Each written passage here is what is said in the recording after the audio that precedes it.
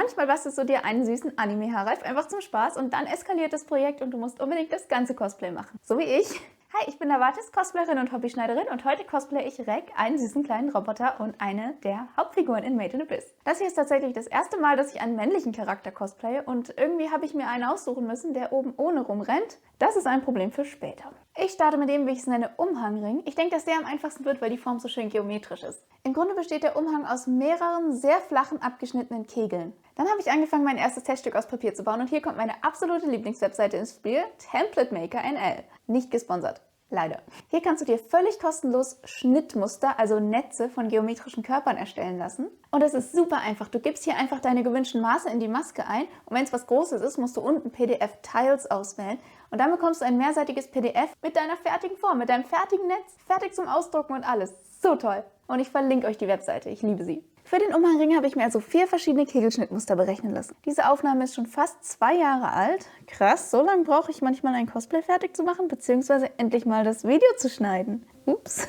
Jedenfalls hatte ich damals noch kein gutes Mikro und ich erspare euch das miese Audio, aber ihr könnt mein Teststück hier sehen und das sind die Schnittteile für den Umhangring. Diese Klebemarkierungen waren ganz leicht zu bekommen, indem ich mein Schnittmuster in der Mitte gefaltet habe und dann nochmal in der Mitte und so weiter und dann habe ich bei jedem Knick einen Strich gezeichnet. Das habe ich bei allen 4 Teilen gemacht. Und dadurch, dass aneinandergrenzende Kanten gleich lang sind, werden die Markierungen an zusammengehörenden Teilen genau aufeinander passen. Mathe-Magie!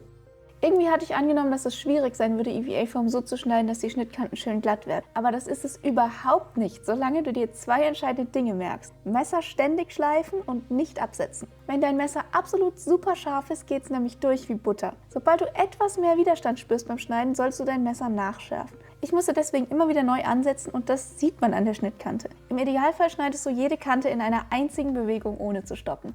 Leute, das hier sind meine ersten Schnitte in EVA-Form. Und jetzt schaut mal, wie sauber die geworden sind. Es ist echt nicht schwer. Die eine oder andere Stelle muss ich aber trotzdem nachschleifen. Ich bin jetzt stolze Besitzerin eines Nicht-Dremel-Schleifgeräts, sogar mit einer flexiblen Welle. So toll! Aber mein Problem ist, dass Gerät und flexible Welle von unterschiedlichen Herstellern und nicht füreinander gedacht sind. Die Welle lässt sich zwar einspannen, aber ich habe keine Möglichkeit, die äußere Hülle zu befestigen und dann passiert das. Nicht schlimm, ich kann die Hülle wieder draufschieben, aber so kann ich die flexible Welle nicht benutzen. Also habe ich eine Lösung gefunden, die für mich funktioniert, die aber absolut nicht vorbildlich ist und bitte nicht nachmachen. Aber das hier solltest du nachmachen. Schleifen nur mit Schutzbrille, Gehörschutz und Maske, denn Schleifstaub ist ganz, ganz böse für deine Lunge. Die Außenseite des Umhangrings ist ein bisschen gewölbt und diese Form will ich den Teilen vor dem Zusammenkleben geben. Dafür erhitze ich den Foam mit dem Heißluftföhn und biege die Teile über einen geeigneten Gegenstand, der jetzt zufällig der Wäscheständer war. Als nächstes kommt das Kleben mit Kraftkleber und Leute, das Zeug ist sowas von giftig. Die Lösemitteldämpfe können dich ernsthaft krank machen. Kraftkleber solltest du nur draußen oder in einem sehr gut belüfteten Ort benutzen, mit Atemschutzmaske, Handschuhen und Schutzbrille. Egal, was irgendwelche Leute im Internet vielleicht falsch vormachen, du bist für deine Gesundheit selbst verantwortlich. Also habe ich für meine ersten Klebeversuche einen kleinen Ausflug gemacht auf meine sogenannte Klebewiese. Eine ganze Wiese nur für mich und meinen Kleber. Und hier mein hochprofessionelles Setup. Beim Umfüllen des Klebers in die Dosierflasche habe ich ganz schön Sauerei gemacht. Nehmt euch hier am besten Tücher und Ersatzhandschuhe mit, wenn ihr das zum ersten Mal macht. Und dann ging es auch schon los mit dem Kleben, wie ich es aus unzähligen Cosplay-Videos kenne. Ich benutze dafür einen Silikonteigschaber und meine Unterlage ist eine Silikon-Backmatte. Aber nachdem diese Utensilien Bekanntschaft mit dem Kleber gemacht haben, sind sie ab jetzt nur noch zum Kleben da und ich werde sie nie wieder für Essen benutzen.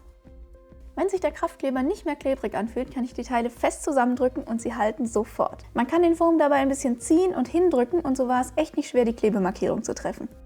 Aber irgendwas ist schiefgegangen, denn der Ring wollte nicht glatt liegen bleiben, sondern hat das gemacht. Ist sehr seltsam. Ich habe echt an mir gezweifelt, ob ich die falschen Teile zusammengeklebt habe und war kurz davor, sie wieder auseinanderzureißen. Aber nein, ich hatte alles beschriftet und richtig geklebt. Also weiter. Bei der zweiten Hälfte war alles super. Also was war hier mein Problem und warum hatte ich das nur bei einem Ring? Keine Ahnung, bitte schreibt mir, wenn du das weißt. Wieder erspare ich euch das miese Audio, aber hier habe ich meinen Ring provisorisch zusammengeklebt zum Anprobieren. Diese Mulde hier habe ich einfach reingeschnitten, mit einem dünnen Stück Foam zugeklebt und dann die Ränder glatt geschliffen. Wie ihr seht, muss ich ziemlich balancieren, damit der Ring gerade liegen bleibt und das ist blöd. Darum habe ich 2 weitere solche Mulden in die Unterseite geschnitten, durch die der Ring mehr Auflagefläche an meinen Schultern hat. Das war eine richtig gute Idee, denn jetzt kann ich mich viel mehr bewegen, ohne dass der Ring runterfällt.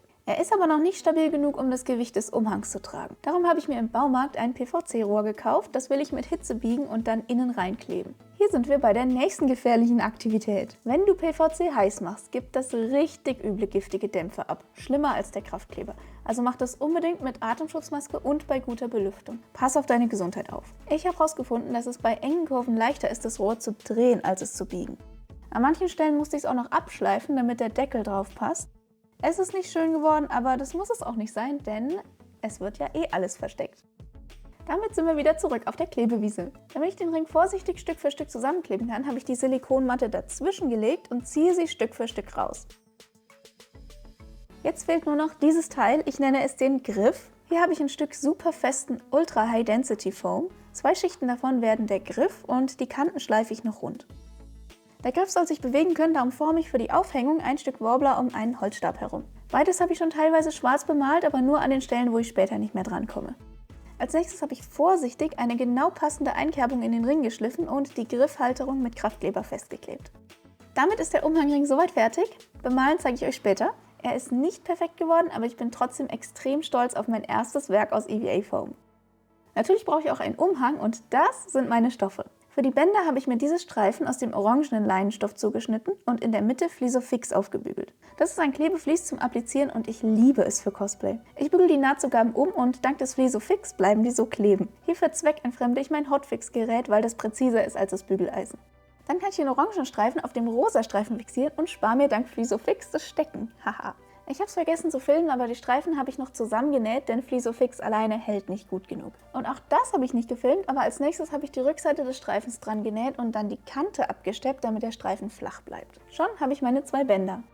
Jetzt, wo ich weiß, wo am Ring sie hin sollen, kann ich messen, wie weit der Umhang oben sein muss. Den habe ich dann einfach wie ein Halbkreis-Tellerrock berechnet und zugeschnitten. Sieht auch nicht schlecht aus als Rock. Hier rede ich darüber, dass es mich stört, dass der Umhang so viel von meinen Armen bedeckt, also habe ich an beiden Seiten noch ein Pizzastück weggenommen. Die Vorderkanten werden doppelt umgeschlagen und versäubert. Dann kann ich auch schon meine Bänder annähen. Am Ring will ich den Umhang mit Klettband befestigen, damit er abnehmbar und waschbar ist. Damit das Klettband der Rundung folgt, schneide ich viele kleine Trapeze aus und jedes einzelne davon wird rundherum mit Zickzackstich angenäht.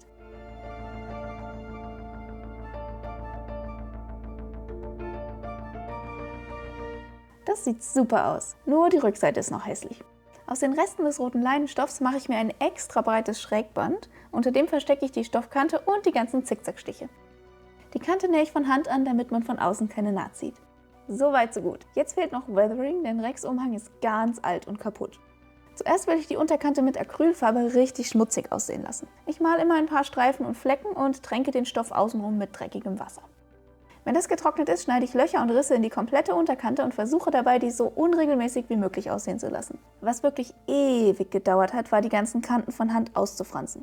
Tipp: Sowas geht schneller, wenn du dein Cosplay eine Runde in den Wäschetrockner schmeißt. Aber ich habe keinen. Das letzte Detail sind diese Punkte an den Bändern. Ich habe überlegt, die großen Ziernieten zu nehmen, aber dann habe ich diese Aufnähsteine entdeckt, die von der Form her besser passen. Kleiner Test: Sie sind nicht aus Metall, sondern aus Plastik. Mein Umhang soll waschmaschinenfest bleiben, darum scheidet Bemalen und Festkleben aus. Stattdessen überziehe ich sie mit diesem elastischen Lamé- oder Folienjersey und nähe sie fest.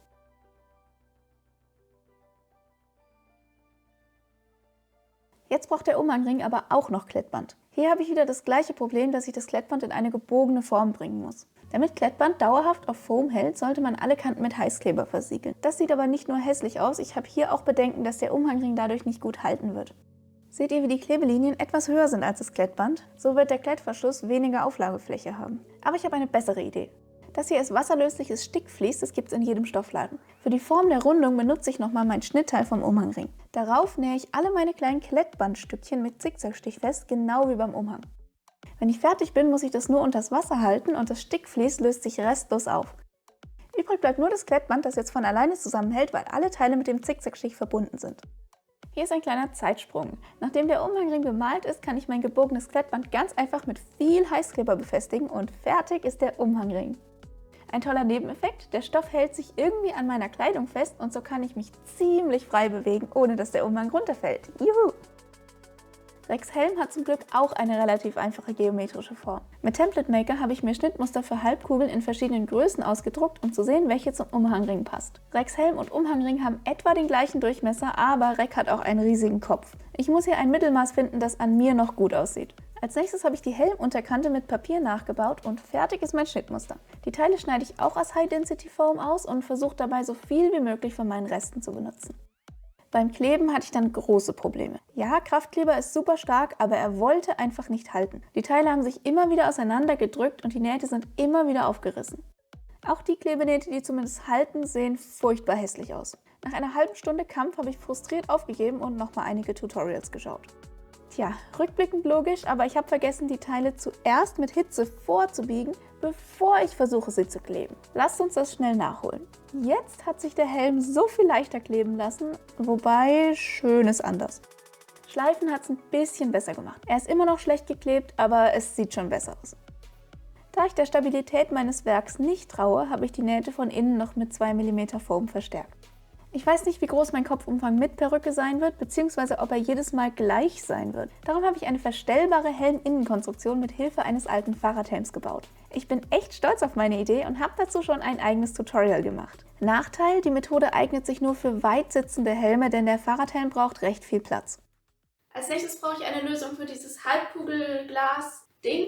Im Grunde ist es ein Bildschirm. Meine Idee ist es, so eine Acryl-Halbkugel lila zu färben und dadurch kriege ich hoffentlich einen lila Glaseffekt. Hier habe ich Stofffarbe für synthetische Stoffe von 2 verschiedenen Marken. Theoretisch sollten die in der Lage sein, auch Acrylkugeln zu färben, aber sicher ist sicher, ich habe einen Test gemacht und ich bin froh, dass ich einen Test gemacht habe, denn es ist so schief gegangen. Ideal Poly hat die Acrylkugel gefärbt, allerdings sehr hässlich. Dagegen Rid Dye färbt Acrylkugeln quasi nicht. Interessant. Bei beiden hat sich durch das heiße Wasser aber die Acrylkugel komplett verformt. Man braucht aber kochendes Wasser, damit der Färbeprozess funktioniert und deshalb ist diese Methode für meine Zwecke absolut ungeeignet. Mein Plan B ist, die Halbkugel von innen zu bemalen und zwar am besten auch durchscheinend lila, damit ich diesen lila Glaseffekt bekomme. Und dann ist mir eingefallen, ich habe doch hier meinen Flexgrund. Das ist eigentlich eine Grundierung für EVA-Foam, aber sie trocknet durchsichtig und man kann sie mit Acrylfarben mischen. Also könnte ich damit doch theoretisch mein eigenes transparentes Lila mischen, oder? Ich habe einige Versuche gebraucht, um das richtige Mischverhältnis rauszufinden, aber grundsätzlich funktioniert es super. Du brauchst sehr wenig Farbe und im Verhältnis dazu sehr viel Flexgrund. Das Bemalen war leicht. Die Halbkugel zu zerschneiden, dafür umso schwieriger. Das Plastik ist dabei geschmolzen und hat diese komischen Wülste geformt. Also musste ich erstmal noch die Kante abschleifen. Man sieht es leider im Video schlecht, aber das hier will ich auf den Helm malen, bevor ich die Acrylkugel draufklebe. Denn dann sieht man das Gemalte durchscheinen und ich bekomme so einen 3D-Glaseffekt. Bitte ignoriert, wie schlecht ich darin bin, Farbverläufe zu malen. Für den Rand um den Bildschirm herum habe ich mir von Template Maker wieder einen abgeschnittenen Kegel berechnen lassen, die Acrylkugel mit Kraftkleber da reingeklebt und dann beides auf den Helm geklebt. Für den Rand an der Helmunterkante habe ich ein Klebeband-Schnittmuster gemacht. Offensichtlich ist EVA-Foam dicker als Klebeband oder Papier. Diesmal lerne ich aus meinen Fehlern und verlängere das Schnittteil ein bisschen. Zurück auf der Klebewiese klebe ich alles mit Kraftkleber fest und diesmal klappt alles problemlos. Jetzt kommen noch letzte Details, so wie diese Platte hinten und die Hörner. Dafür schneide ich ganz viele Stücke aus meinen Resten aus, sodass ich 2 Hörnerstapel habe. Die klebe ich mit Kraftkleber zu 2 Blöcken zusammen und daraus schnitt sich die Form der Hörner. Das war leichter für mich, als mich mit einem Schnittmuster für diese Teile rumzuärgern und außerdem habe ich mehr als genug Foamreste. Auch die Hörner werden, Überraschung, mit Kraftkleber festgeklebt. Ich habe lange gebraucht, mich zu trauen, diesen Kratzer in den Helm zu schleifen, aus Angst, dass es hässlich wird und ich den Helm ruiniere, in dem so viel Arbeit steckt. Aber das Ergebnis sieht doch ganz gut aus. Bemalen kommt später, damit ist mein Helm fürs Erste fertig und ich bin trotz oder gerade wegen aller Schwierigkeiten richtig stolz drauf. Schuhe! Für Reck will ich meine bequemen Turnschuhe tragen und dafür eine Kombination aus Schuhcover und Beinrüstung bauen. Also wickle ich mich so lange in Packpapier ein, bis die Form aussieht wie Recks seltsame Roboterfüße oder wie ein Gipsbein. Ich kann einigermaßen damit laufen, also sollte das so gehen. Ich habe mein Klebebandschnittmuster auf Papier übertragen und für die Schuhe benutze ich jetzt Low Density Foam. Diesmal denke ich dran, die Teile vor dem Kleben zu biegen. Bei den Fußteilen reicht es aber nicht, um sie in Form zu halten, darum klebe ich noch von innen einen Foamstreifen rein, der sie gebogen hält. Das vordere Foamteil ist nicht zu kurz, sondern ich habe es absichtlich so gemacht, dass mein Schuh unten drunter frei hin und her rutschen kann, aber der Foam beim Laufen nicht den Boden berührt. Bis jetzt kann ich hiermit ganz normal laufen, also perfekt. Schwieriger ist es mit dem Beinteil, denn das rutscht immer wieder hoch und ist beim Laufen im Weg. Ich muss noch eine Lösung finden, wie das unten bleibt. Das will ich mit dem Schuhcover schaffen, also lasst uns das als nächstes nähen. Die Seitenteile sind aus Tanzsportstoff und die Sohle aus einem robusten Twill. Diese 4 Stücke Klettband halten die Fußfoamteile. Das hier sind 2 Streifen aus elastischem Tanzsportstoff mit Klettband am Ende. Hieran will ich die Beinteile befestigen, sodass sie sich für die Laufbewegung nach oben bewegen können, aber dann gleich wieder runtergezogen werden. Ich habe mir online dieses Schuhsohlengummi bestellt. Mit sehr viel Textilkleber klebe ich das jetzt unter meine Schuhcover, damit ich später nicht ausrutsche. Ich habe einen besseren Ort als die Klebewiese gefunden, nämlich die Klebehütte. Das ist eine öffentliche Grillhütte, bei der ich einen Tisch habe und wenn nötig sogar ein Dach über dem Kopf. Den Verschluss für die Beinteile habe ich auch mit Klettband vorbereitet. Diesmal habe ich schwarzen Heißkleber verwendet und das sieht so viel besser aus. Das hier ist ein Abstandsstreifen, der die Dicke des Klettbands ausgleichen soll. 2 mm waren aber zu dünn, darum habe ich ihn später abgerissen und noch einen zweiten dazwischen geklebt. Jetzt fehlen nur noch ein paar Details aus 2 mm Foam. Schuhkonstruktion fertig und funktioniert. Erstaunlicherweise kann ich damit sogar fast ganz normal laufen. Noch ein kleiner Zeitsprung. Nach dem Bemalen ist mir aufgefallen, dass die Teile beim Gehen stark aneinander reiben und sich hier schon der Klarlack löst. Also habe ich zum Schutz noch einen dünnen Filz an die Unterkante geklebt. Mein Prototyp für die Armschienen entstand sehr spät nachts aus Pappe und Heißkleber. Ich habe meinen Arm ausgemessen, ein bisschen gerechnet und es passt beim ersten Versuch. Jetzt muss ich nur 12 von diesen Teilen ausschneiden und ich habe Armschienen. Ich will mal kurz damit angeben, wie schön und sauber meine Klebenähte sind im Vergleich zu meinem ersten Werk, dem Umhangring. Für die Details an den Rändern schneide ich mir ein Scheibchen ab von dem Foamzylinder, den ich für Ricos Helm gekauft hatte. Für die andere Seite verwende ich Streifen aus 2 mm Foam mit mehr oder weniger rund geschliffenen Kanten. Die Armschienen will ich später mit Klettband an Stoffhandschuhen befestigen, damit sie nicht mehr über meinen Ellenbogen drüber rutschen können, so wie hier. Also habe ich diese Gummibandkonstruktion auf 2 mm EVA-Foam festgenäht, den ich dann in die Armschiene klebe. So hält es besser, als wenn ich versuchen würde, das Gummiband direkt reinzukleben. Leider kam ich mit der Dosierflasche nicht mehr gut genug an die Innenseite ran. Naja, so hat es auch funktioniert. Damit sind alle Foamteile fertig und sie sehen schon so toll aus. Wow! Vor dem Grundieren und Bemalen gehe ich über alles nochmal mit dem Heißluftföhn drüber, um die Oberfläche zu versiegeln. So saugt der Schaumstoff weniger Farbe auf.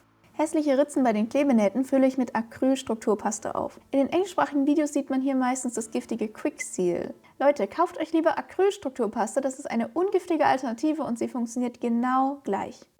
Danach grundiere ich alles mit einer dicken Schicht Flexgrund. Das ist das gleiche wie Flexbond, heißt nur anders. Im Grunde ist es dickflüssiger PVA-Kleber. Nur eine Schicht Grundierung reicht nicht, aber Flexgrund lässt sich mit Acrylfarbe mischen, was ich ausnutze, um Zeit zu sparen. Wenn ich meinen gewünschten Farbton habe, vermische ich ihn etwa 50-50 mit Flexgrund. Ich hatte die gute Idee, gleich eine große Menge davon in einem leeren Flexgrund-Eimerchen zu mischen, denn der lässt sich luftdicht verschließen und so habe ich für alle Teile und alle Schichten immer die gleiche Farbe, egal wie oft ich beim Malen Pause mache.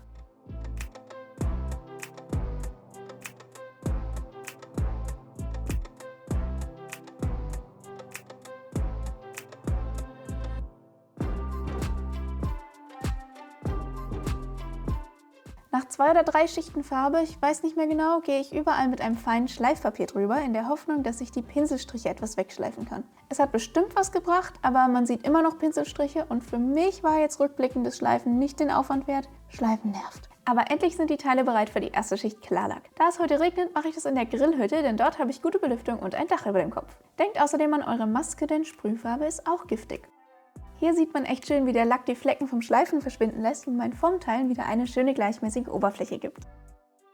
Jetzt kommt das Weathering. Dafür überziehe ich alle Teile mit einem schwarzbraunen Wash aus verdünnter Acrylfarbe und wische die gleich wieder weg. Das sieht dann so aus, als ob sich an den Kanten und Zwischenräumen der Dreck gesammelt hat. Danach gibt es silbernes Drybrushing an allen Kanten, wo die Farbe angekratzt sein könnte. Und schon bin ich fertig mit Weathering. Ist das zu wenig Weathering? Auf die Entfernung erkenne ich nämlich gar nichts davon. Naja. Ich hätte gerne eine echt schöne Aufnahme für euch gemacht, wie ich das ganze Klebeband auf einmal abziehe. Aber nein, das Washi-Tape hatte andere Pläne. Überraschenderweise ist die Hose das schwierigste Teil dieses Cosplays. Ich als kleine naive Hobbyschneiderin dachte, ja, Hose, ich habe schon Hosen genäht, das wird leicht. Schwierig werden die Foamteile, weil ich damit keine Erfahrung habe. Nicht wirklich. Rex Hose hat absolut keinen realistischen Schnitt. Das heißt, es gibt kein Schnittmuster, auf dem ich die Hose basieren könnte. Also muss ich mir alles komplett selber entwerfen. Und das heißt, auf gut Glück Schnittteile zeichnen, ein Teststück nähen, das Schnittmuster anpassen, noch ein Teststück nähen, Schnittmuster anpassen, noch ein Teststück nähen. Und ich bin perfektionistisch. Ich möchte, dass meine Cosplays super sitzen. Ja, also habe ich 8 Teststücke genäht, bis ich zufrieden war. 8! Ich habe noch nie so viele Teststücke für ein Kleidungsstück gebraucht. Das hat das Ganze sehr frustrierend gemacht und deshalb hat sich auch dieses ganze Hosenschnittmuster über 3-4 Monate hinweggezogen. Und jetzt sind quasi alle Formteile fertig und die Hose beginnt jetzt. Bei meinem 8. Teststück, das gut sitzt, habe ich also das Design von Rex Hose aufgezeichnet, das Teststück auseinandergenommen und dann in Inkscape mein finales digitales Schnittmuster erstellt. Das ist eins der seltsamsten Schnittmuster, die mir je begegnet sind, aber okay. Ich habe absichtlich Stoffe gewählt, die unterschiedliche Webarten bzw. Texturen haben, um die Hose interessant zu machen, aber auch weil ich mir vorstelle, dass Rex Hose wild zusammengestückelt ist aus irgendwelchen Stoffen, die im Biss gerade da waren. Ich habe ungelogen 3 Stunden Videoaufnahmen, wie ich die Hose nähe, weil ich jedes Detail gefilmt habe. Normalerweise erkläre ich gern jeden Schritt und lasse Nähtipps und Tricks mit einfließen, aber ich fürchte, in diesem Fall würde das komplett den Rahmen sprengen und das Video viel zu lang machen. Davon wird das meiste davon jetzt ein Speedrun. Möchtet ihr ein ausführliches Video nur zu Rex Hose? Wenn es da genug Interesse in den Kommentaren gibt, dann mache ich eins für euch. Bei dem weißen Schnittteil musste ich aber was Besonderes machen. So sieht ein normales Hosenschnittmuster aus und das rote ist die Schrittnaht. Der weiße Bereich bei Rex Hose geht aber so komisch vom linken Bein zum rechten Bein und da irgendwie weiter. Also habe ich mit dem Schnitt das hier gemacht. Mir ein Stück vom anderen Bein geklaut. So sieht es dann in echt aus und zusammengenäht ist es fast wieder ein normaler Hosenschnitt. Für diese Punkte am linken Bein habe ich mir interessante Knöpfe aus dem Nähvorrat meiner Mutter ausgesucht und nähe sie fest, einfach so durch alle Schichten hindurch, denn diese Knöpfe sind nur Deko. Jetzt gibt es Taschen und es werden unsichtbare Geheimtaschen. Dafür habe ich zuerst einen nahtverdeckten Reißverschluss eingesetzt, ganz normal, wie man das auch bei einem Kleid machen würde. Dann nähe ich meine Taschenbeutel rechts auf rechts nur an die Nahtzugabe und den Stoffteil des Reißverschlusses. Wenn es aussieht wie ein Popo, hast du es richtig gemacht. Jetzt nur noch den Popo zusammennähen und fertig ist die Geheimtasche. Für die Punkte an Rex rechtem Bein nehme ich andere interessante Knöpfe aus dem Vorrat meiner Mutter. Diesmal bekommen sie ein viel zu kleines Knopfloch, einfach weil es Ösenknöpfe sind und die gerne so blöd runterhängen, wenn man sie einfach auf eine Fläche drauf näht. Durch dieses Mini-Knopfloch will ich sie ein bisschen zurückgesetzt annähen. Natürlich sind auch diese Knöpfe nur Deko, ohne Funktion.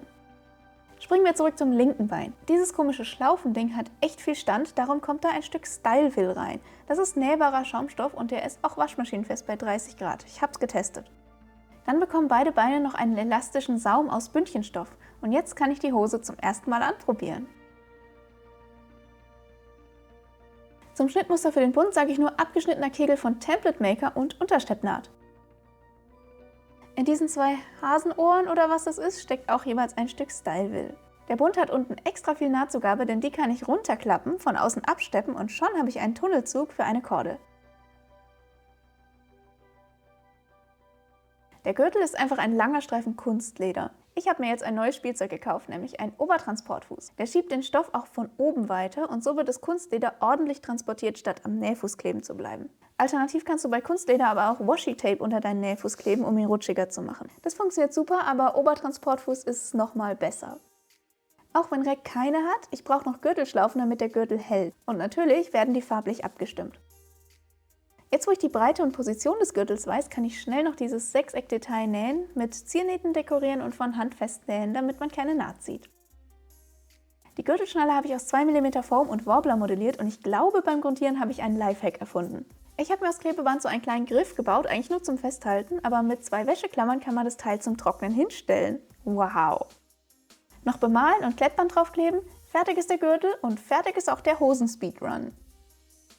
So, wie cosplayt man jetzt als Frau einen Jungen mit nacktem Oberkörper? Erstmal vorweg, mach du das so, wie du willst, es gibt hier kein richtig und kein falsch. Ich persönlich habe noch nie ein Binder getragen und darüber gemischte Dinge gehört, also habe ich beschlossen, ein einfaches hautfarbenes Oberteil wird schon gehen. Ich habe das Schnittmuster von einem meiner Sport-BHs abgenommen und aus hautfarbenem Tanzstoff nachgenäht. Und das sieht doch nicht schlecht aus, oder? Spoiler, doch, es sieht schlecht aus. Ich bin gar nicht zufrieden damit und habe das Oberteil viel komplizierter nochmal neu genäht. Dazu kommen wir aber noch. Vorteil des Oberteils ist, dass ich mir nicht jedes Mal Rex-Streifen schminken muss, sondern dass ich sie ganz einfach aufs Oberteil nähen kann. Wobei, ganz so einfach war das nicht, sie mit der gleichen Spannung wie das Oberteil an genau den richtigen Stellen festzustecken. Aber am Ende habe ich es irgendwie geschafft und ich konnte sie mit Zickzackstich festnähen, mit wasserlöslichem Stickvlies als Hilfe, dass nichts verrutscht. Weiter geht's mit den Handschuhen. Das Gute ist, ich habe schon Erfahrung damit, Charaktere mit mechanischen Armen zu cosplayen und habe da den ein oder anderen Anfängerfehler schon gemacht. Das hier sind die Handschuhe von meinem Violet Evergarden Cosplay. Das ist Worbler, was ich auf einen billigen Strickhandschuh draufgeklebt habe. Und damals hielt ich es für eine gute Idee, das Worbler rundherum um die Finger zu kleben, auch auf den Fingerkuppen. Weil Looks over Stats und so, es sollte ja originalgetreu aussehen. Das war eine absolut schlechte Idee. Ich kann meine Finger ungefähr so weit bewegen, Faust geht nicht. Ich kann leichte Gegenstände mehr oder weniger festhalten, aber ich kann nichts greifen und auch sonst nichts machen, ja. Und das nächste Problem ist, wenn ich auch nur ein bisschen damit schwitze, kann ich den nicht mehr ohne Hilfe ausziehen. Ich habe aber einen guten Plan, wie ich all das bei meinem Rec-Cosplay besser machen kann. Der Plan ist, einen Stoffhandschuh zu nähen, auf den alle Metallplatten und Details drauf gedruckt sind. Ja, das geht. Als ich erfahren habe, dass man eigene Designs digital auf Stoff drucken lassen kann, war das für mich mindblow. Auf dem Testhandschuh habe ich mir hier alle Nähte markiert und jetzt zeichne ich das Design von Rex Armen darauf, so dass alle Gelenke da sind, wo auch meine Gelenke sind. Es soll ja genau passen. Für diese Vorlage sollte man am besten einen Rest desselben Stoffs benutzen, auf den später gedruckt wird, oder zumindest einen, der möglichst ähnlich stark dehnbar ist. Warum sieht es jetzt mehr nach Iron Man aus als nach Rec? Den Testhandschuh habe ich aufgetrennt, eingescannt und schon mal auf die Originalgröße skaliert, damit ich gleich loslegen kann, das Design digital zu zeichnen. Glücklicherweise habe ich schon Erfahrung damit, eigene Designs auf Stoff drucken zu lassen, dank meines anderen Hobbys Mermaiding. Tada! Das ist mein eigenes Design, selber digital gezeichnet und dann auf Stoff gedruckt. Es ist so cool! Es gibt 2 Sachen, die du beachten musst, wenn du digital auf Stoff drucken lassen willst. Und das ist die Größe und die Farben. Ich bin so stolz auf mich, dass ich vor dem hier einen Drucktest gemacht habe. Hui. Das ist quasi, ich habe 1 Meter von diesem Stoff bestellt, Mindestbestellmenge, und habe dann hier einfach mal unterschiedliches Zeugs drauf gedruckt.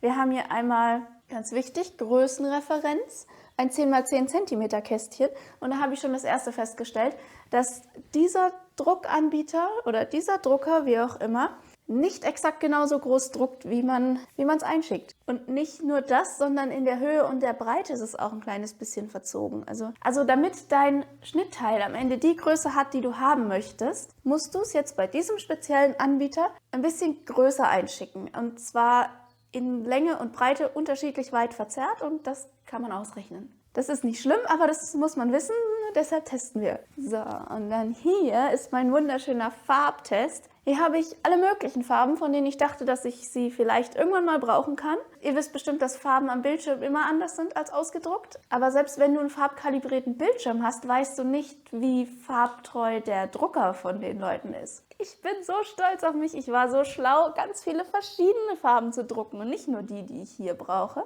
Zum Beispiel habe ich hier meine verschiedenen Graustufen. Und da kann ich jetzt mein Foamteil dran halten und gucken, welche Farbe am besten passt. Und ich habe auch lila.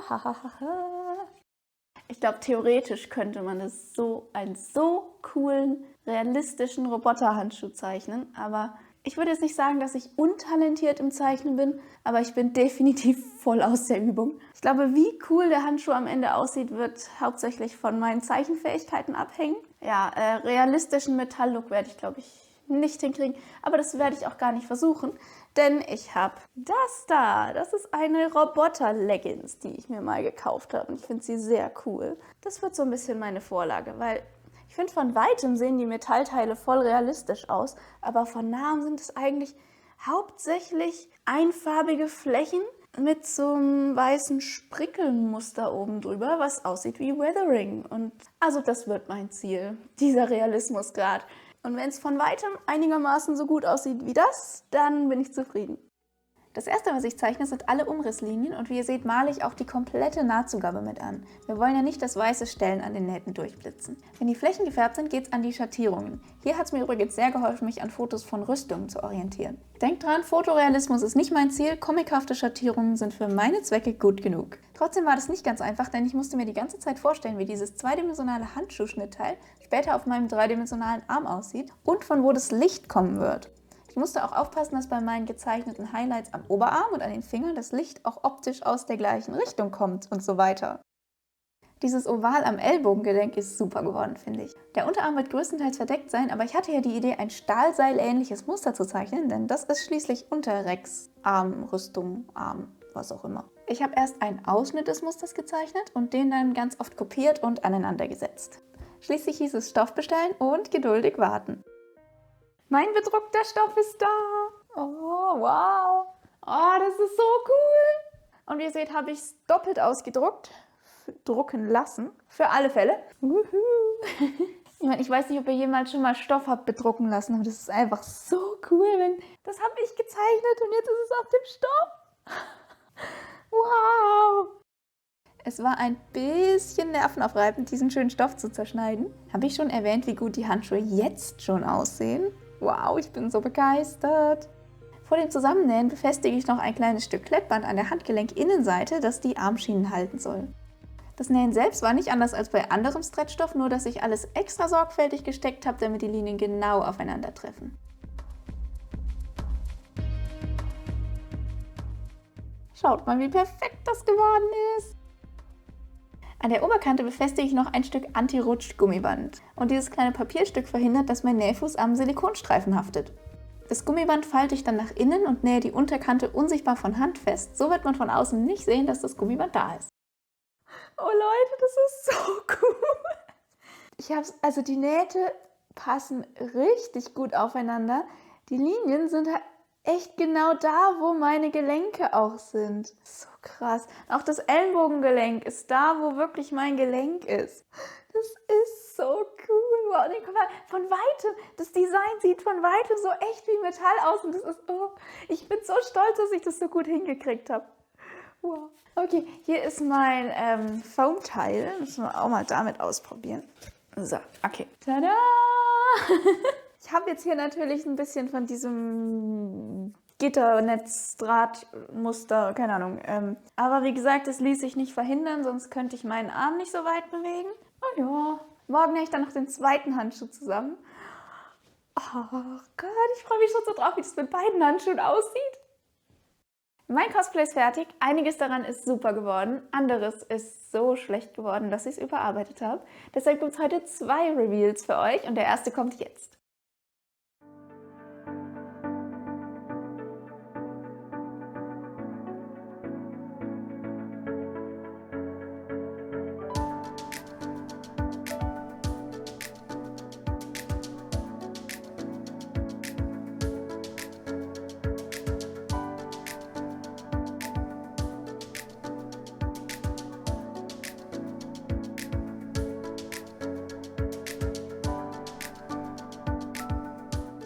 An diesem Cosplay gefällt mir besonders gut die Hose. Es ist mein bisher kompliziertestes Schnittmuster. Sie ist mit so viel Frust und Verzweiflung verbunden. Und ich bin einfach nur stolz, wie gut ich sie dann am Ende doch hingekriegt habe. Auch die Foam-Teile, finde ich, sind richtig gut geworden. Dafür, dass das meine allerersten Versuche mit EVA-Foam waren. Ich bin unglaublich stolz auf mich, wie gut die Zeichnung für die Handschuhe geworden ist. Ich hätte nie damit gerechnet, dass ich die Lichtreflexion und alles so realistisch hinkriege. Und auch der Umhang ist super, weil ich mich damit besser bewegen kann, als ich jemals zu hoffen gewagt hätte. Und er bleibt trotzdem, wo er ist. Was mich aber extrem stört an diesem Cosplay ist das Oberteil. Und zwar die Tatsache, dass ich diesen Knick unter der Brust habe. Auch wenn es Cosplay ist, ich habe hier nicht versucht, es aussehen zu lassen wie einen männlichen Oberkörper. Mir ist auch egal, ob meine Brust gewölbt ist. Aber dieser Knick sieht einfach so furchtbar aus. Es stört mich so sehr, dass mir das ganze Outfit so gar nicht gefällt. Und da war ich ganz schön enttäuscht, als ich die Aufnahmen hinterher gesehen habe. Aber dann kam mir eine Idee, nämlich mein Cottagecore Mieder. Das macht eine relativ gerade Form vorne, ohne Knick. Und zwar, weil hier relativ feste Stäbchen eingenäht sind, die über die Brust laufen. Also habe ich mir ein Klebebandschnittmuster über dem Mieder gemacht und das benutzt, um mein Reck-Korsett zu nähen. Ich habe nicht so viel davon gefilmt, weil ich schon 2 Tutorials zu Korsett bzw. Corsage-Nähen gemacht habe. Also schaut da gerne rein, wenn ihr Details zum Nähprozess wissen wollt. Und jetzt, wo das fertig ist, kommt hier Reveal Nummer 2.